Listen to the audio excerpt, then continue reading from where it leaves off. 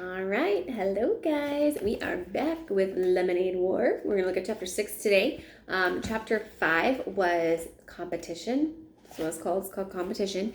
And so the actual official competition was set up between brothers and sister Evan and Jesse. Okay, so we've got this competition. They're gonna see who can make it to $100 first. And if they don't get to $100, whoever makes it closest to $100 will win. They can only make the money by selling the lemonade. And they are literally arguing about this whole lemonade thing while they're doing the dishes downstairs. And Mrs. Trusky, the mother, is upstairs working. And she comes down. And as soon as she comes down, they oh, we're fine. We're not arguing. Nope.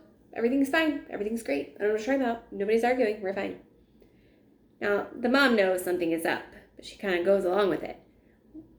Remember, why did the kids act this way? Why did they stop arguing in front of mom? Remember, they said that ever since their dad left, they don't ever argue in front of mom anymore. They don't want her to have something else to worry about. So in a way, they're being really nice to her and kind to her and trying to keep her mind off of other things. So now we're going to start with chapter 6. This one is called Underselling. Underselling, chapter 6. Underselling. Pricing the same goods for less than the competition. So two places selling the same thing. One of them is going to sell for less than the competition. Underselling. They're going to not be as pricey. It's going to be cheaper over here than over here. Underselling. Jesse knew that Evan was up to something. First of all, there were all those phone calls last night, at least 10 of them. Then he'd come knocking on her door this morning asking if he could have the pieces of foam core she had leaning against her bedroom wall. No way, she'd answer. That's for my Labor Day display.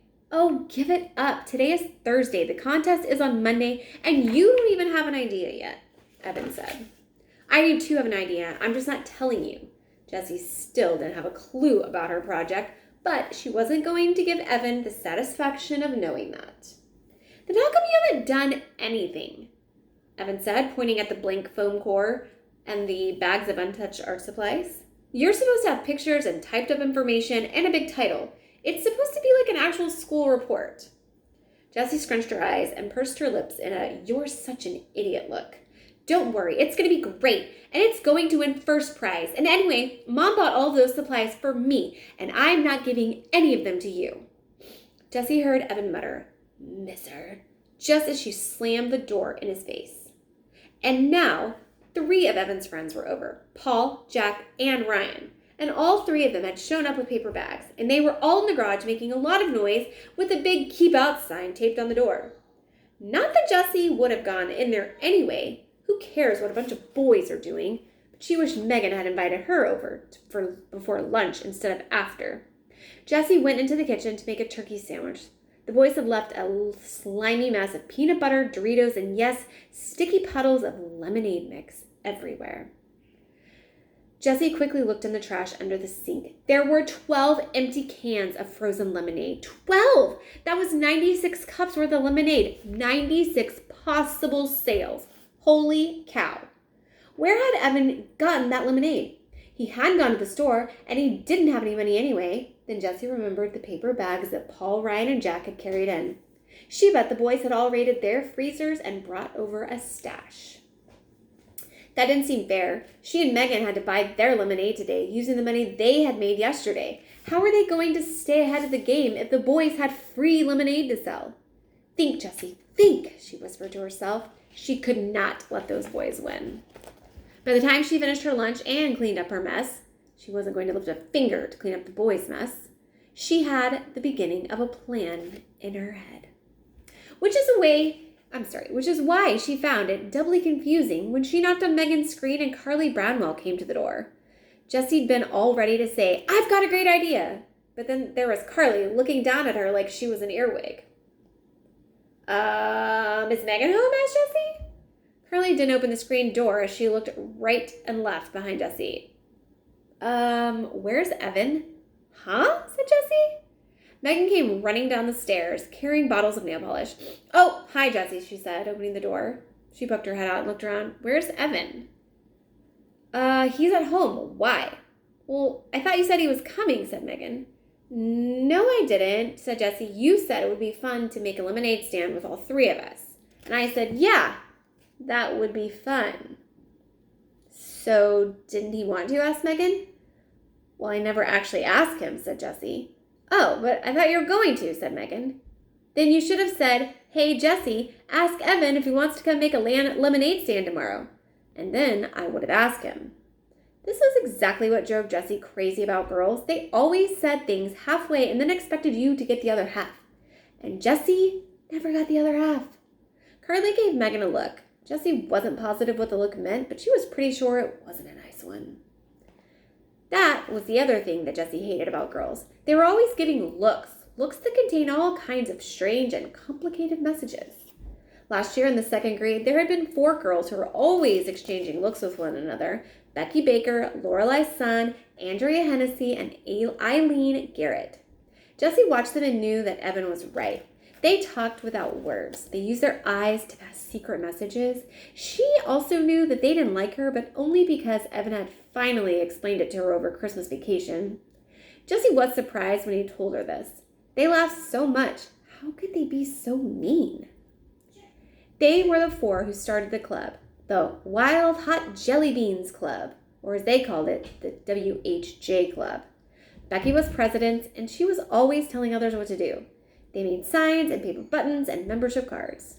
The teacher, Mrs. Soren, didn't usually allow clubs in the classroom, but she made an exception, telling the girls, "I'll let you wear your buttons in class, but only if you let other kids join, if they want to."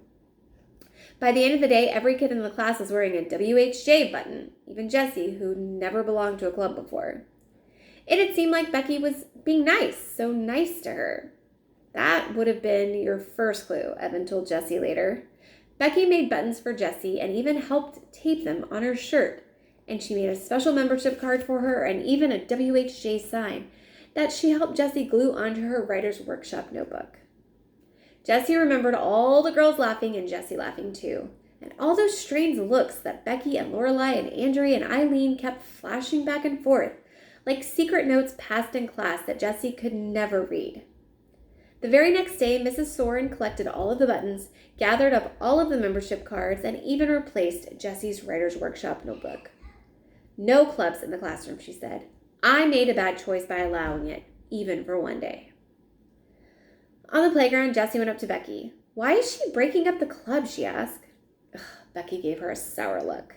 She'd been grumpy all morning. "Don't you get it, you dummy? WHJ doesn't stand for Wild Hot Jelly Beans. We just said that to Mrs. Soren. It stands for We Hate Jessie. It's the We Hate Jessie Club, and everyone in the class is a member." Ouch. Jessie stared at Becky. Why did they hate her?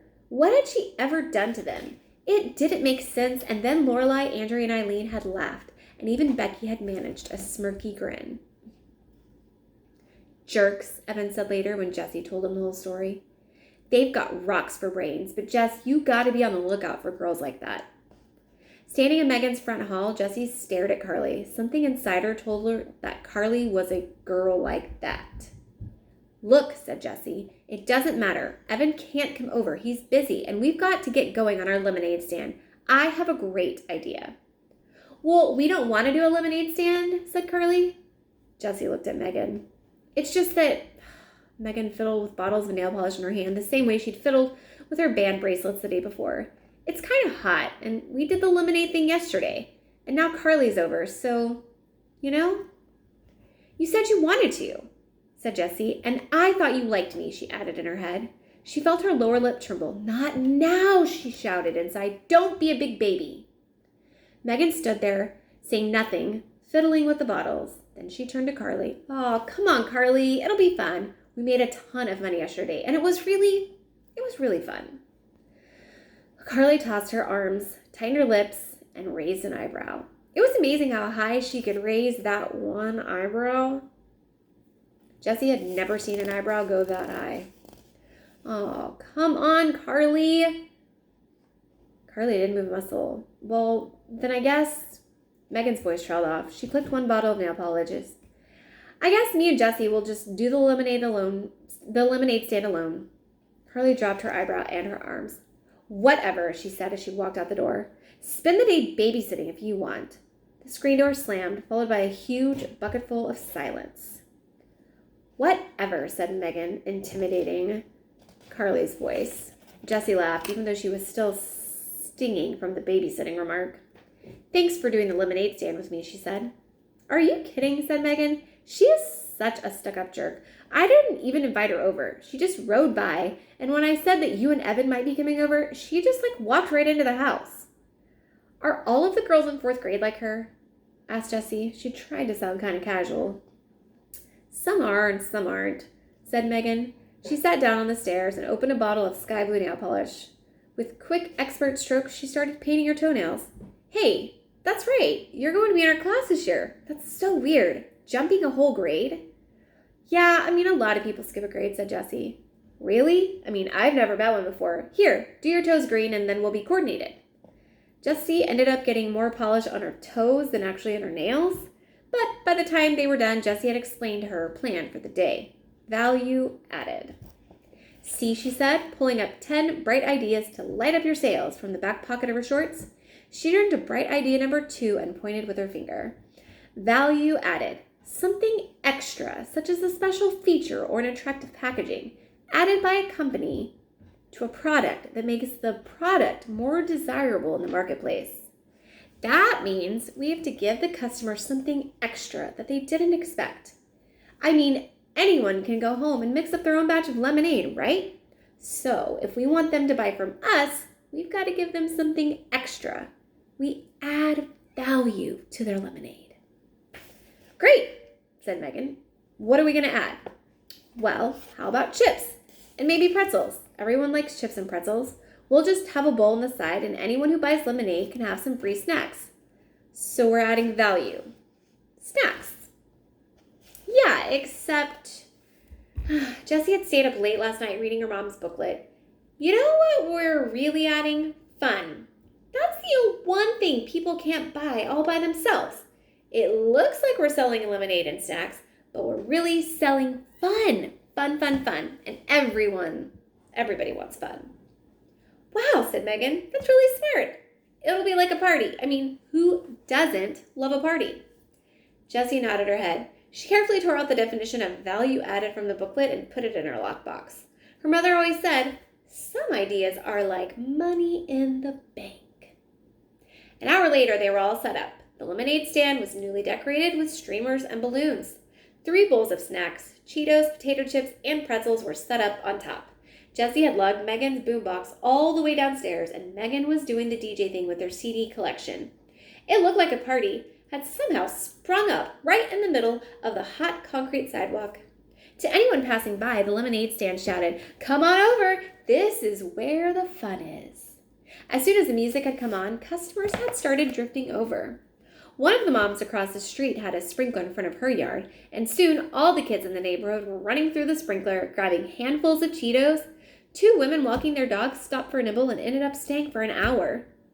And 3 or 4 of the neighborhood mothers set up lawn chairs nearby and talked and ate pretzels while their kids ran through the water. Check. But Jessie noticed something funny. Even though there were endless buzz of activity around the stand and the chips were flying out of the bowls faster than Megan could restock them, they weren't actually selling very much lemonade. "Hey, Jordan," said Jessie as a 4-year-old boy ran by in his bathing suit. "Don't you want a cup of lemonade?" Jordan dive-bombed the pretzel bowl and came up with a fistful. "I had way too much already. 4 glasses," as he ran off. "4 glasses," said Jessie to Megan. "He didn't buy any. Mrs. Duran, don't you want a cup of lemonade?" "Sorry, Jessie, I have to pass. I already had 2 and I'm trying to cut down on the sugary drinks." "Where is everybody drinking so much lemonade?" wondered Jessie. She looked down the road. "Oh, wait a minute. Megan, hold down the fort," said Jessie. "I'll be right back." "Sure thing," said Megan, dancing to the music. "This lemonade stand was a great idea. It's like a birthday for the whole neighborhood." Jessie headed down the road. As she rounded the bend, she prepared for the worst. Evan's lemonade stand crowded with customers. But there was nothing, absolutely nothing, The corner was deserted. She crossed the street and went into the garage. There was the cooler, dirty and empty, and there were the stacked plastic chairs, 4 of them this time, and there was, wait a minute, those were new signs. Jessie pulled out 3 large pieces of foam core. On the back of each one was part of the penguin project Evan had done last year in 3rd grade. On the front were big letters. Slow down! Cheapest lemonade in town. Ahead. Yesterday's prices, today's lemonade. You won't believe your eyes. Ice cold lemonade, just 10 cents a cup. 10 cents. Okay, remember, they were 50 cents the day before. Now they're only 10 cents. Jessie could not believe her eyes. 10 cents a cup? That was crazy. Even if they sold all 96 cups, they would only make $9.60. And split 4 ways, that was just $2.40 for each boy. Evan was never going to earn $100 with that kind of profit. Jessie went down into the basement. Evan and Paul were playing air hockey. Whoosh, whoosh. The puck flew into Evan's goal and Paul threw his arms into the air for victory. Oh, snap, said Evan. You're winning. Winning? Winning? Are you kidding me, said Paul. Then he dropped his voice into a gravely growl and said, I don't play to win. I play to pull the rise. Just like that muscle actor in Agent Down, the movie that all the boys were talking about. Paul was even flexing his muscles like that actor, except that Paul didn't have any muscles. At least none that Jessie could actually see.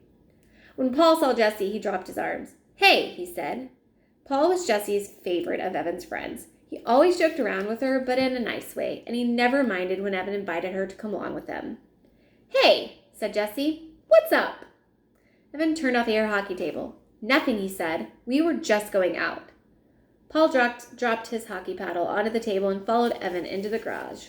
Jessie trailed behind them. Where are you going? She asked. Down to the track, said Paul as he snapped on his bike helmet. We put pennies there this morning, so we're going to go get him now. Squash!